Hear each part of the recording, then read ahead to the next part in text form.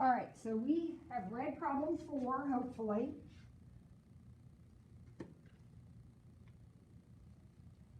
Which formula do you think I'll use?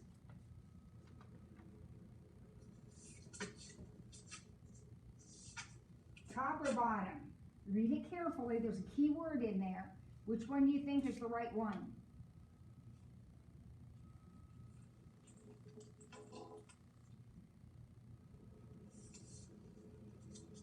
Well, everybody's looking at problem 4 on page 30, right? Problem 4 on page 30. And right in the word, or in the problem, you see the word continuously. I know you also see the word compounded. I get that. But when you have compounded continuously, if the word continuously is there, that's a PERT formula. Okay? So I'm going to use my PERT formula for problem number 4. And what am I going to put in where?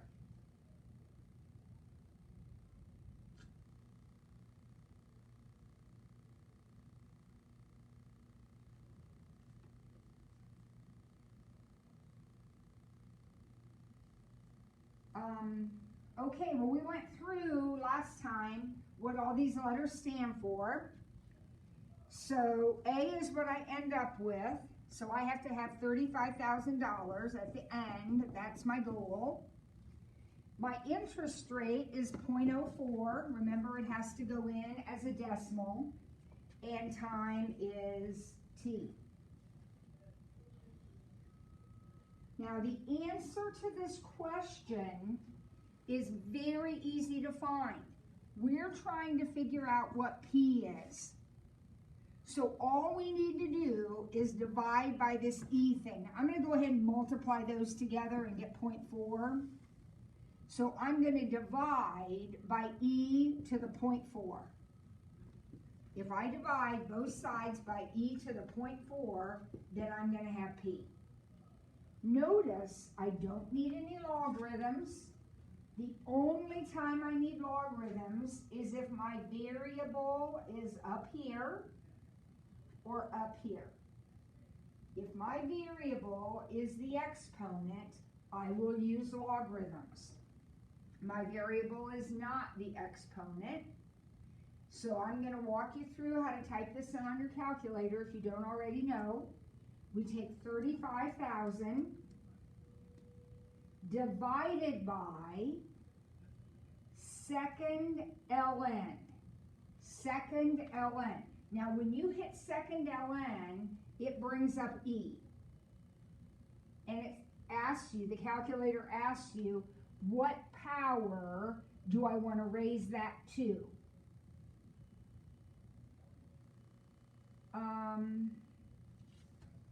Does anyone know who C-Dog would be?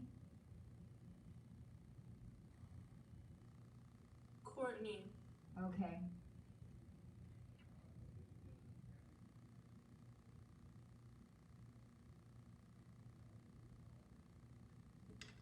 So, I take 35,000 divided by second ln 0.4. And you should have gotten $23,461.20. So one more time. No logarithms necessary because the variable was not up here in the exponent. If this is your variable, then you need logarithms. So basically we just divided by the E thing. So we have 35,000 divided by second ln 0.4. And this is the answer that you should get. Okay? All right, number 5. I'm going to go ahead and erase these formulas. You should have them written down in a couple of places now.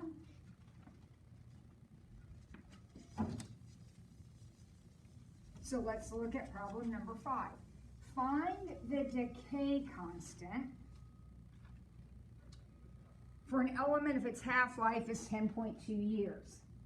Okay, Which formula? Am I going to use this one again, or am I going to use the other one?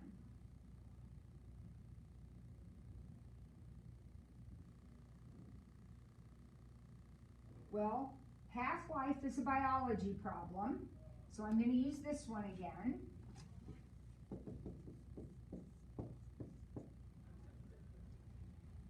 I have to find the decay constant, so that would be R. That is your decay rate. That's what I'm finding. So, oh no, I think I'm going to need logarithms to do this, but let's plug in the rest. The half-life is 10.2 years. So 10.2 goes in for T. But wait a minute. I don't really have any other numbers in the problem. What do I put in for A and P? Does anybody have an idea? What goes in for A and P?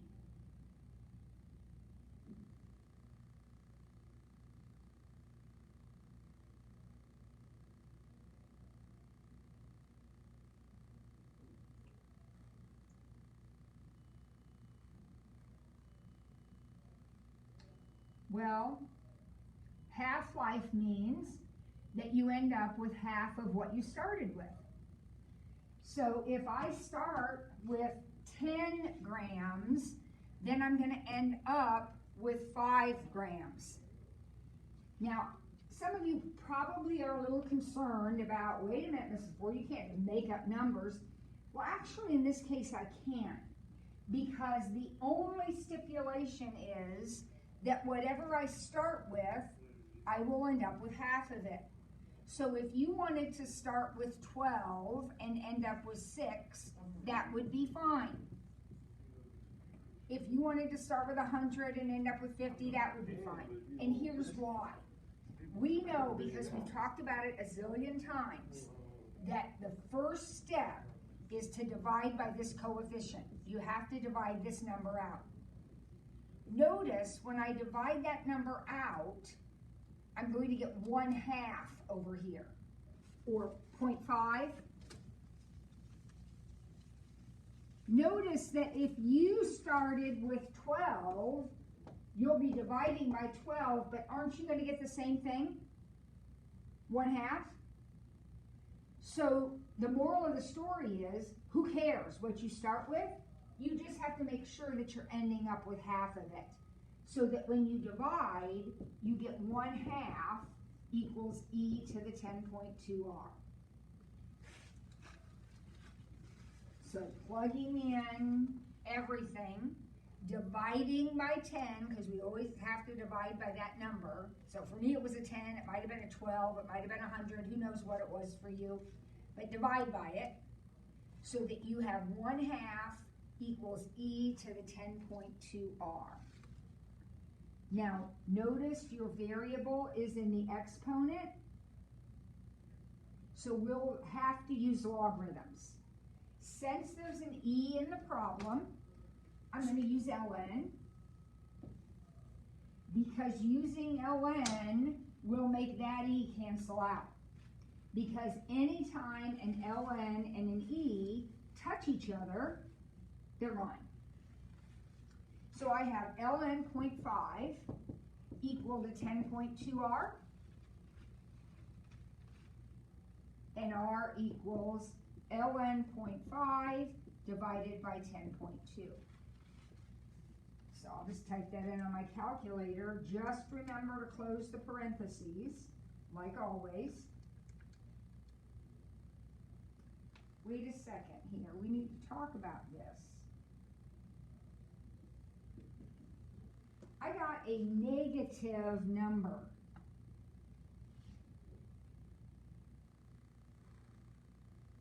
Does that make sense?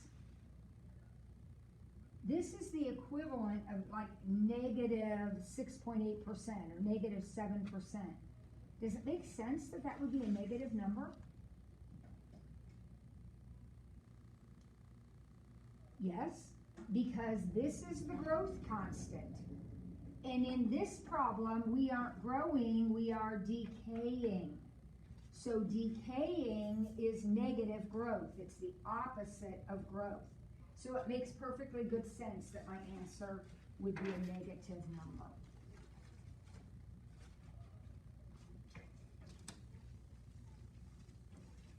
Now for number 6, I'm leaving my formula up here because I'm going to be using PERT again, my same formula again, because this is a colony, a population growing,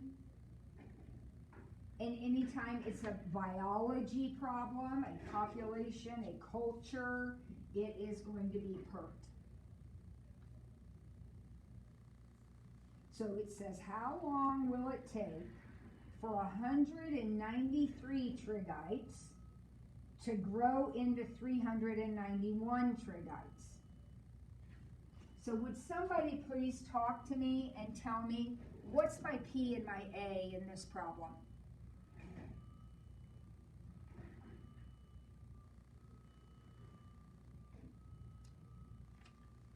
P is what I start with, so that's 193, yep, and 391 is my ending amount. Remember, P is what I start with, and A is what I end with.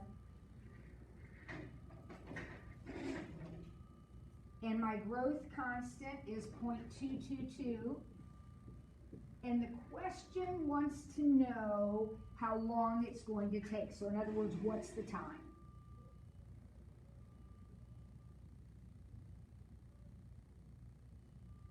Notice you're going to need logarithms because that variable is up here in the exponent. That's your signal, you'll need logs.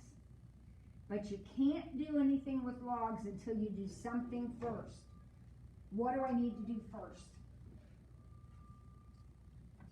Divide the 193 over. Thank you, thank you, thank you. We're going to divide by the 193. Now, please don't type this weird fraction into your calculator and get a decimal. You can't round that off, kids. If you do, you're going to lose points. So just leave it as the fraction. You're eventually going to type it in. It's all going to be fine. Now, I need to solve for t. So now that I have my e all by itself, well, nothing in front of it anymore, I'm going to put an ln there. Got to do it on both sides. And putting that ln there makes it go away on this side.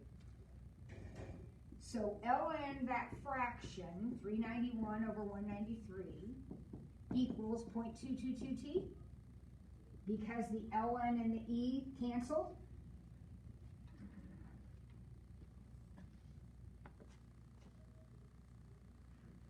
So now I just need to divide by the 0.222. So ln this fraction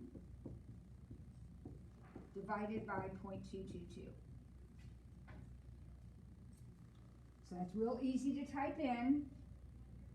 ln 391 divided by 193, close parentheses, divided by 0.222. And I got 3.1803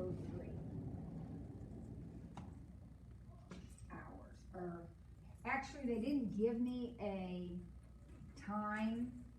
I'm just going to say hours. It could be days, it could be weeks, it could be years. It doesn't give me any clue in the problem. So I need some unit of time on there because it's a poorly written problem. Sorry about that. Anybody have any question about that?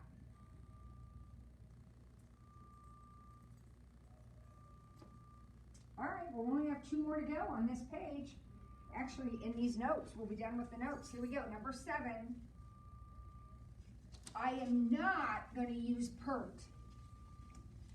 Someone please, please, please tell me, what is the key word, or what are the key words in problem 7 that tell me I will be using my other formula, the bigger, longer one, this one right here.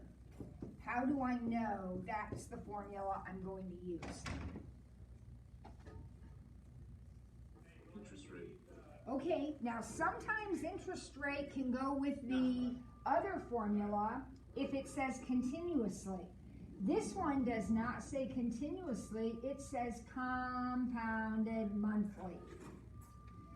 Compounded monthly means this is the formula we're going to use. All right, so let's start plugging stuff in.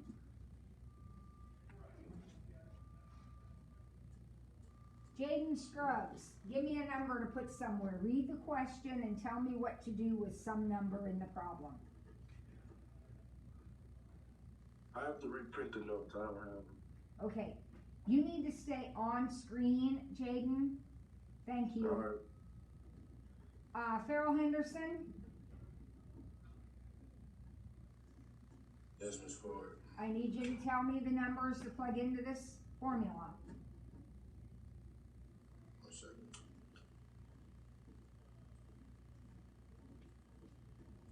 You know 7, right? Yep.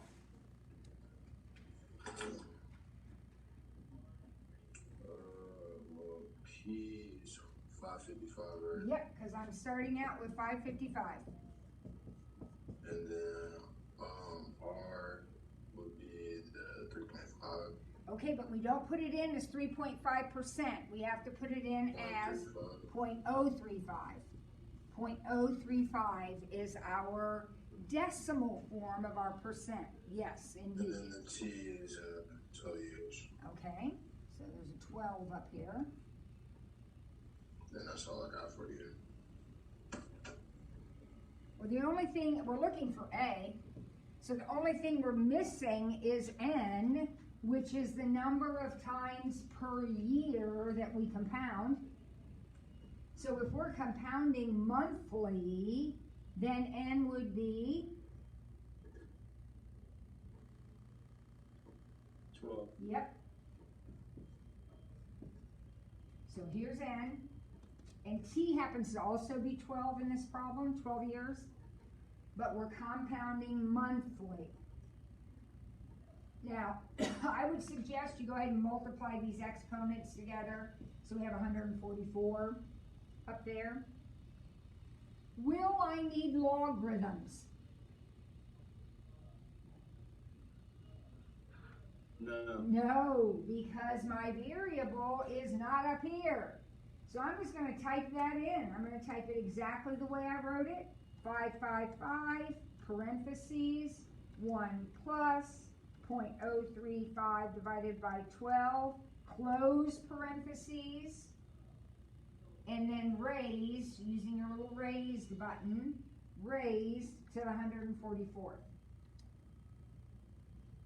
And that is 844.17. So $844.17 is what you'll end up with after 12 years in this scenario.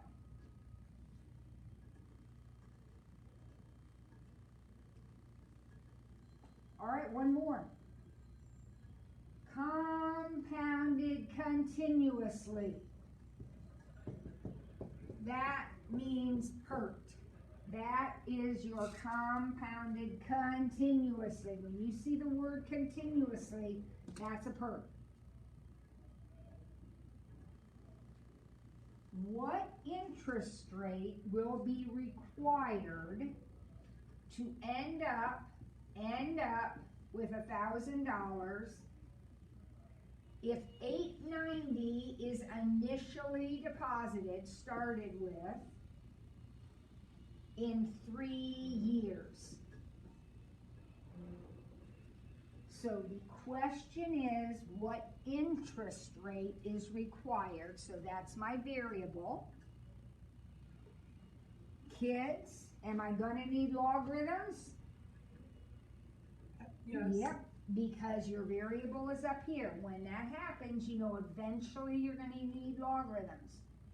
but you can't do the logarithms first. What has to happen first? Nate McCahill, what has to happen first?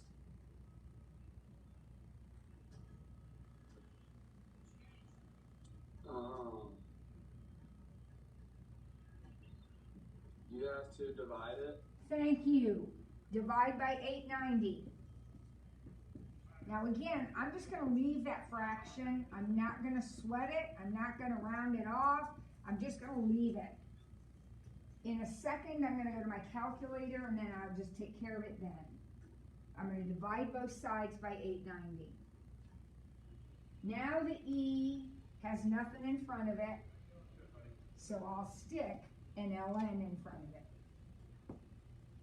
Because that's going to make it go away, right? So I have ln 1,000 over 890 equal to 3r.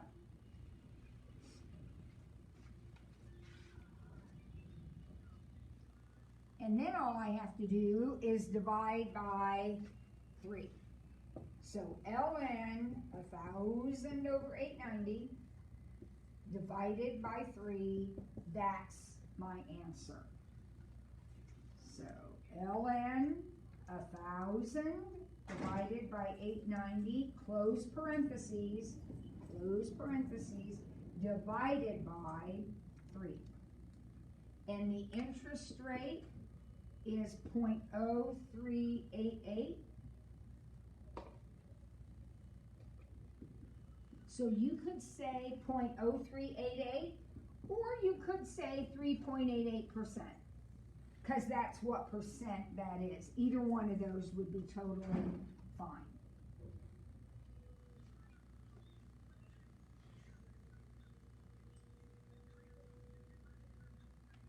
Okay, somebody needs to mute. I hear a bunch of noise. Not sure where it's coming from. All right, now what I want you to do at this moment is put your notes away and get out a sheet of notebook paper. We're going to do quite a few little review problems in preparation for a quiz.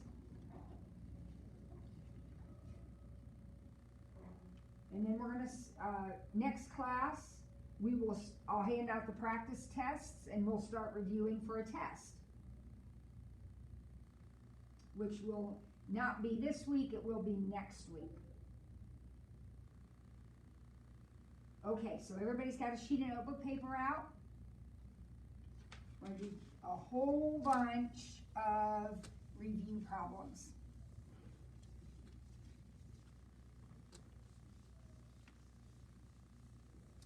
So here we go. Is your quiz next class? I haven't decided yet. You guys are being very unparticipatory today, so I'm kind of leaning that way because I'm getting a little bit frustrated.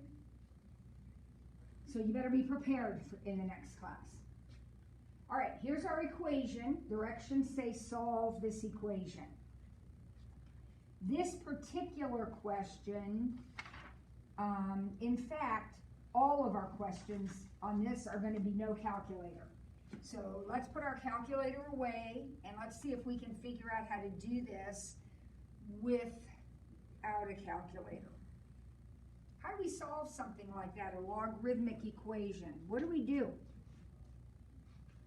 A loop-de-loop. Exactly. Thank you. 3 to the x equals 81. 3 to the x equals 81. Now, you may know that right off the bat. Like you know 3 squared is 9, so you may know what power that is. But if you don't, you'll have to figure it out. How many 3's does it take to get 81? Well, I'm just writing a bunch of them down. 3 times 3 is 9, times 3 is 27, times 3 is 81. So how many did it take? 4. 3 to the 4th is 81. Again, if you don't already know that, You're going to need to figure it out. It's easy to figure out. Just keep multiplying 3's till you get to 81. If I haven't given you a calculator to use, then this will always work. You should always be able to do that by just seeing how many 3's it takes to get 81. All right, now the next one looks like this. This is a very scary looking problem. But not if you stop for a second and think about these two numbers. 4 and 8 are kind of special. What is another way of thinking about the number 4? 2 squared. Exactly. Beautiful, beautiful, beautiful. 4 is 2 squared. So we have 2 squared to the 2x plus 3. Now what about 8? Can we do a similar thing with 8? 2 cubed. Exactly. So we have to recognize that 4 is 2 squared and that 8 is 2 cubed. If you recognize that, then you can cross these bases out, the 2's are gone, and just set the exponents equal to each other. Now, this is a distribute. When you have back-to-back exponents, it's a multiplication. So that's going to be 4x plus 6. This exponent is 4x plus 6. And this exponent is 9x minus 3. But once, you can't do that in the beginning, kids. You can't do that here because these numbers don't match.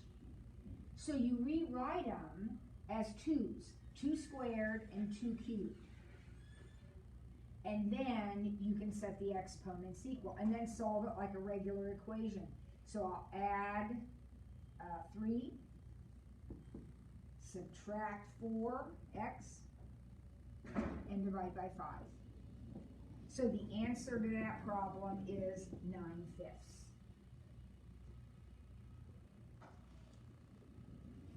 The key to doing that is exactly what you did. Change 4 into 2 squared and 8 into 2 cubed. That is the key.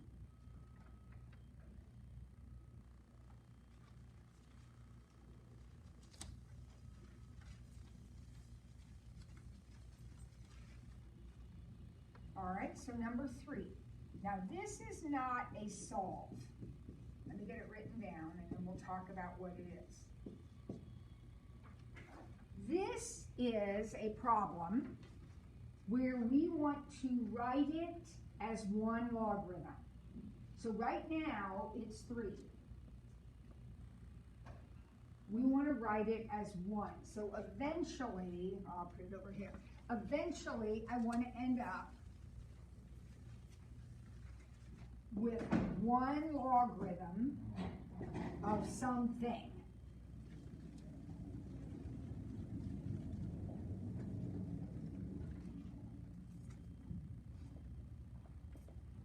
Now, we haven't done much of this in quite some time, so let me walk you through it. We're going to use our properties of logarithms, and the first thing I need to attend to is this coefficient. Now, we have done a lot of problems where we have pulled the exponent out in front. Now we have to put it back. So this is the log of x squared. This number, I'm putting it back to where it was. Usually, I'm pulling it off. Not in this problem. I'm putting it back to where it was.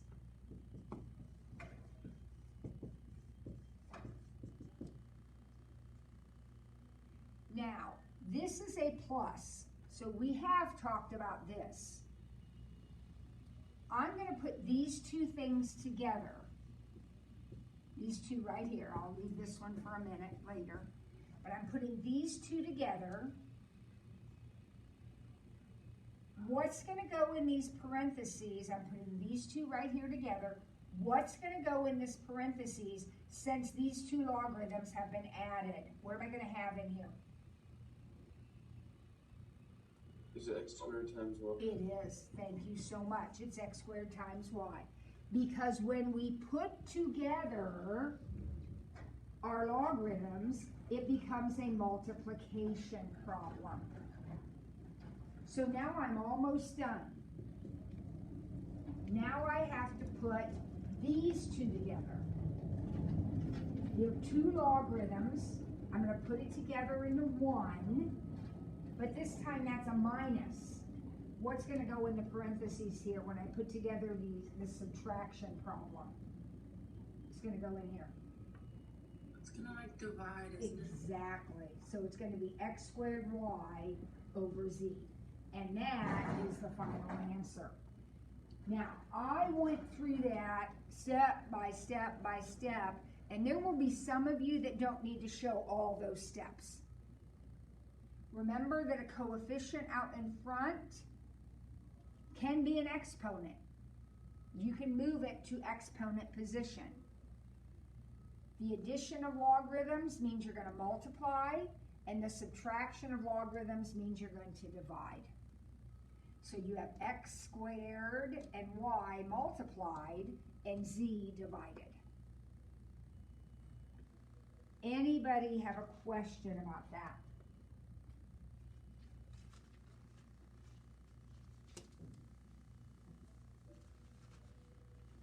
All right, the next one is super simple, number 4.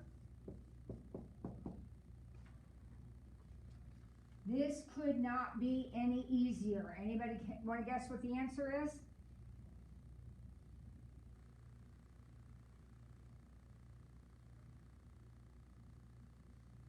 X. Yes! Oh my goodness! Anytime an ln and an e touch each other, your answer, or they cancel, so your answer is the rest of it, 7x. Anytime an ln and an e touch each other. There's no work to show. There's nothing. If they're touching, they're canceling.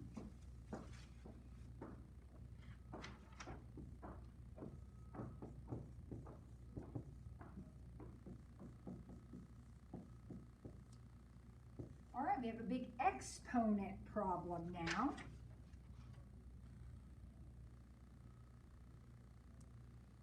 This particular problem we can do in lots of different ways. So you just need to look at it for a second and think about how you would like to proceed. Because really we can start lots of different ways. So what do you think? Someone going to volunteer, or am I going to call on somebody?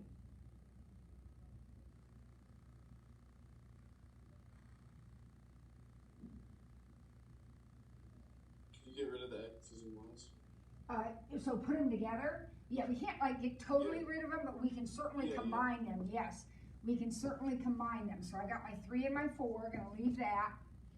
Now, this is 2 x's over 1x. So you've got 2 x's over 1x. Isn't that gonna leave you with 1x in the top? Now you gotta be careful with the y's because that's a negative. So when it's a negative, it moves. So this is coming down. So 3 of them are coming down. You already have 5 of them down there. So that's gonna leave you with 8. These come down and join the 5.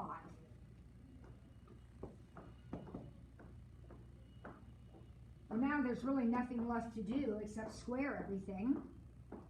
That includes the 3 and the 4. So we're going to have 9x squared on the top and 16y to the 16th on the bottom.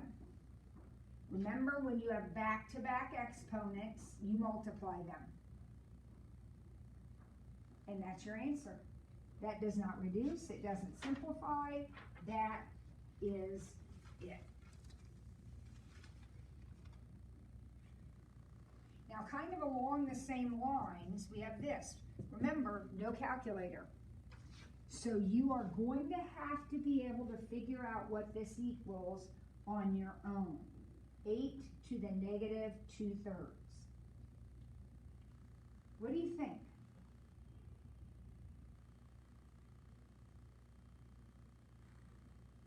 When you do 1/8. Yeah. 1/8 to the 2/3. Remember, negative exponents mean 1/. Negative exponents mean 1/. Now, what do fractional exponents mean? What does a fraction exponent tell me?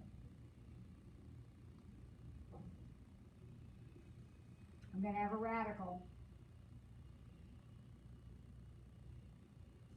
And the radical is going to be the cube root of 8 squared. Because the denominator tells you which root, the numerator tells you which power. So we all know that the cube root of 8 is 2, and squared is 4. So the final answer to the problem is 1/4. A negative exponent means 1/. A fractional exponent means a radical.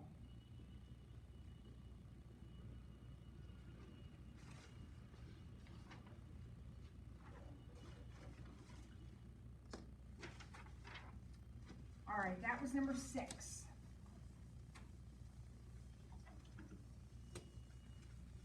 So we're half done. I got 12 altogether. Number 7.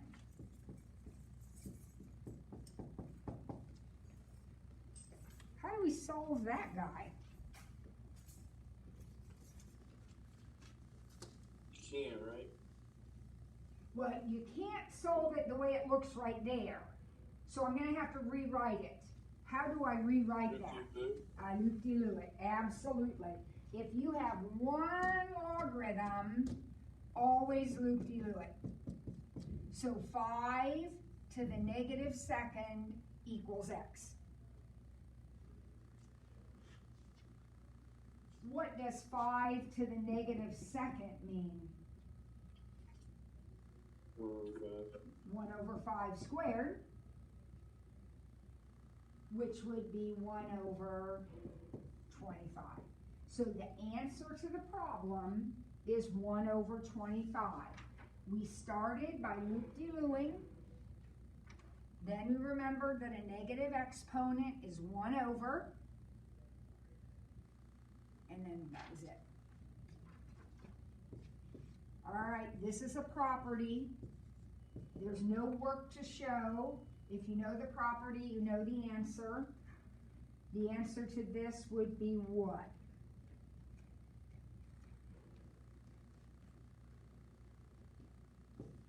9. When these two numbers match, the answer is the other number. So whenever the base of the exponent and the base of the logarithm are the same, the answer is 9.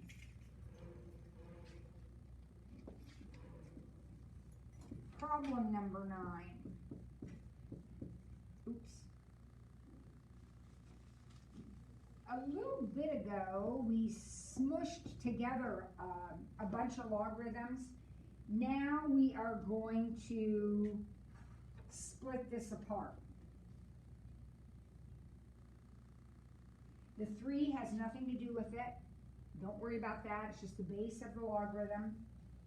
We have to split this thing apart. Break it up.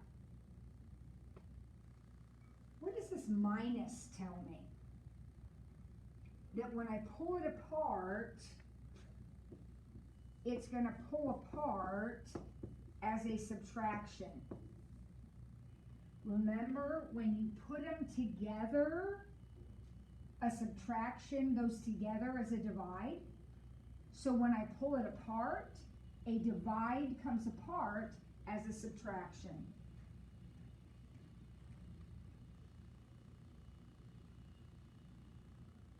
So I'm doing exactly the opposite of what I did back on problem 3.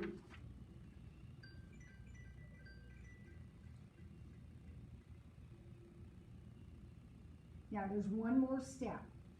See this right here? That's going to go out in front.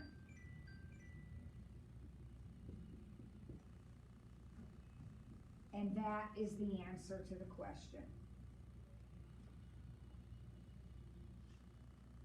So we got to remember our properties. If the numbers are divided, the logarithms are subtracted. If the logarithms are subtracted, the numbers are divided.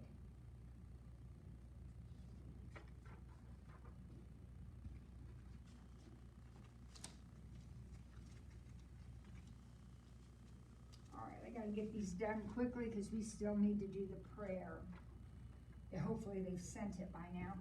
Log base 3 of x plus log base 3 of 8 equals log base 3 of 5.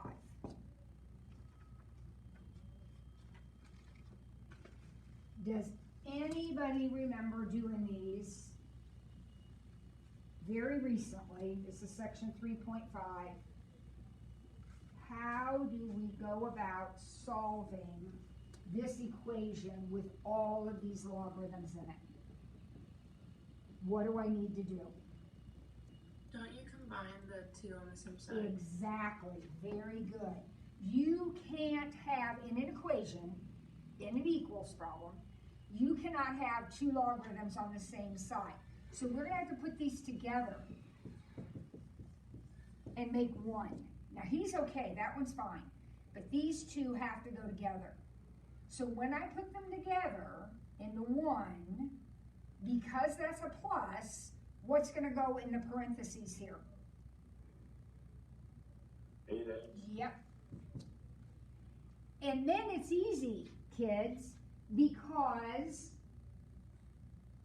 now I have one logarithm over here and one logarithm over here, so I can disregard them and say 8x equals 5. So x equals 5/8.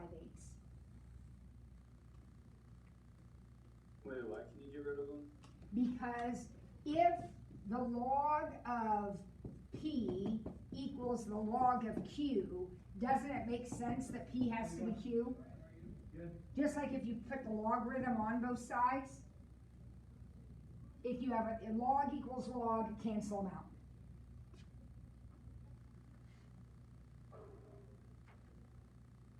So you canceled out the log Yep. 3x.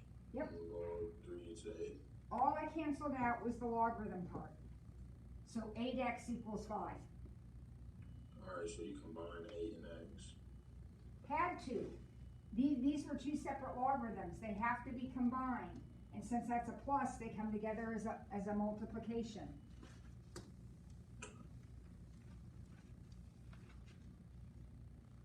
All right, number 11.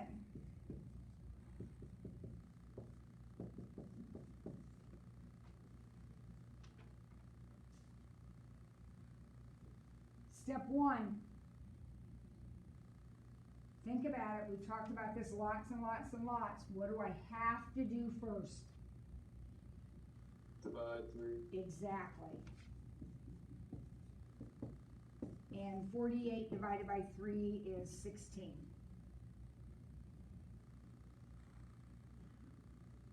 Now, is there anything special about 16? 2 to the 4th. Exactly.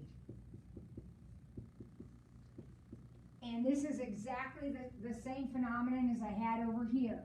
When I have 2 to a power equals 2 to a power, I can disregard the 2's and say x minus 3 equals 4, so x must be 7. We had one like that earlier that was a little bit harder than that one, but that's the same idea. You recognize that 16 was 2 to the 4th, and since you had 2 to a power on this side and 2 to a power on that side, that means the powers are equal.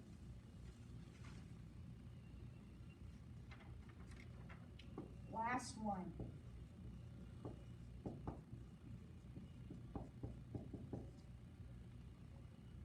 another logarithmic equation.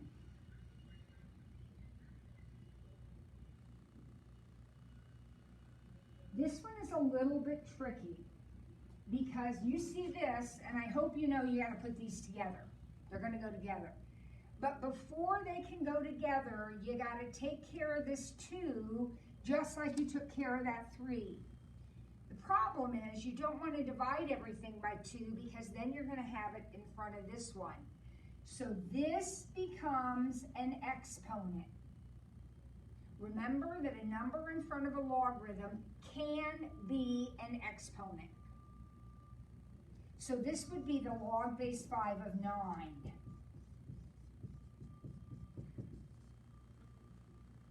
You can't divide by 2, kids, because that will put it here. And then you're going to have the same thing here. So instead of dividing by 2, I'm going to make it an exponent. I have to get rid of it. Can't do the problem with it hanging around out there. Since dividing doesn't work, I'm going to put it up here. Now I can put these 2 together. These 2 logarithms. Can't have 2 logarithms on the same side. So I'm going to put them together. What's going to go in the parentheses?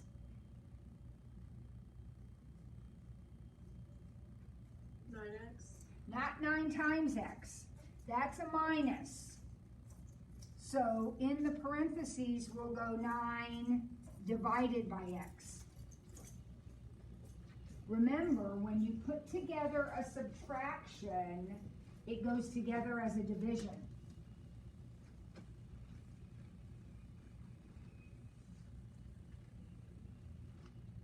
Oh, now what? How do I get rid of that logarithm? I really need to get rid of that. How do I do that?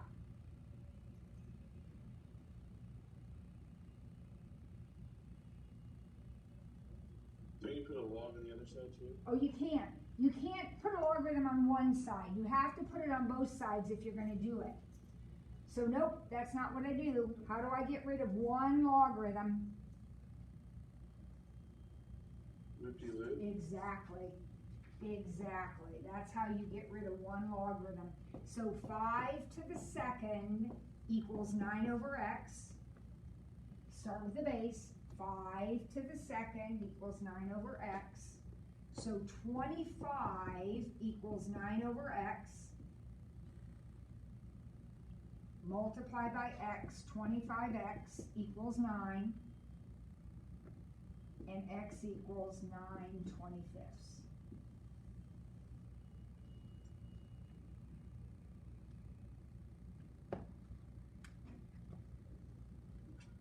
So we are going to have a quiz on, oh, I don't know, when do I see you again? On Wednesday. And it won't be this long, though. This practice was 12 problems, so I'm going to shoot for 6. We'll have a 6-question quiz that'll come from problems exactly like here.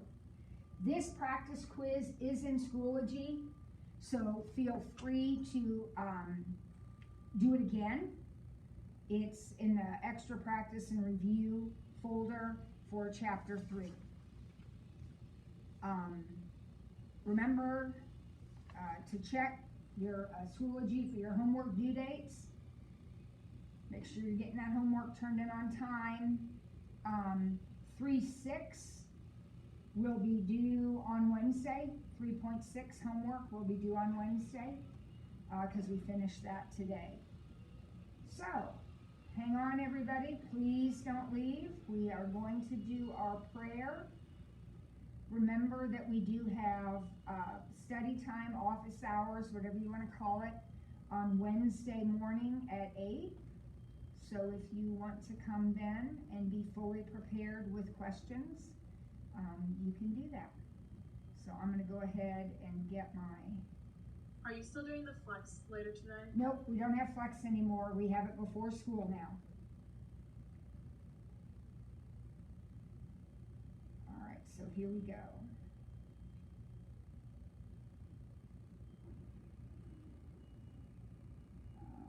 Where is the prayer? Oh, wait. There it is. Okay, here we go. Good morning, Cathedral High School. It's Monday, January 11th, 2021. And how sweet does that sound? A new calendar year, 2020 in the rearview mirror. We had some great moments, but mostly it was a rough year, and I'm full of hope for a fantastic year, especially seeing everybody back on the Hill tomorrow on January 12th. But for today, on January 11th, we have a couple birthdays to celebrate today on this Monday. What a great day to have a birthday on a Monday, don't you agree? Abby Ernstis in our advancement department had a birthday yesterday on Sunday. And let me see, for our students, we have some senior, it looks like twins, Matthew and Nathan Fidelday.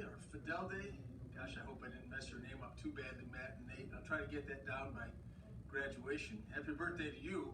Also, juniors Curtis Hesserer and Julianne Halverson. And of course, our own Maggie Gauze. Maggie, happy birthday to you.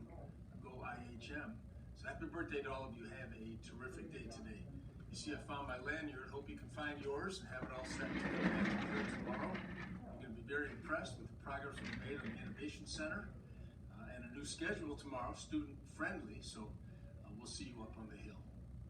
So let's start with prayer if we can today. And all of you know that it's been a difficult time for our country, especially in the past week or so.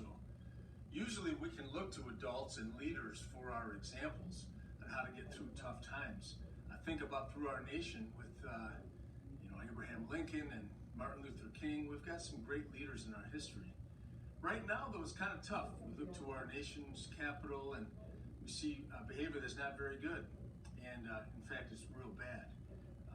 And we go back to the goodness. We have to go back to love and our faith in Jesus that can get us through. Cathedral High School is a very diverse community. We always have been. But if we reflect what's going on in the world right now, we're not going to be a very united community. I don't believe we've ever been like that. I think we focus on what unites us in our faith to see us through and to set an example for our country. I really believe the only way for us to get through this, and we can model this at Cathedral, is to turn away from a form of politics that turns neighbor against neighbor. To paraphrase what Pope St. John Paul II said, our neighbor is a person to whom the only appropriate response is love. In 1865, when our country was finishing up a horrible, horrible civil war, Abraham Lincoln recognized that, and he said that the only true path to lasting peace was to have malice toward none and charity or love toward all to bind up our nation's wounds. We have another great example in Dr. Martin Luther King 2 weeks from today. He always opposed violence and talked about love and not judging. So let's think about those fantastic people in our experience, particularly Dr. Martin Luther King and Abraham Lincoln, as we look to unite ourselves and to be models for our community.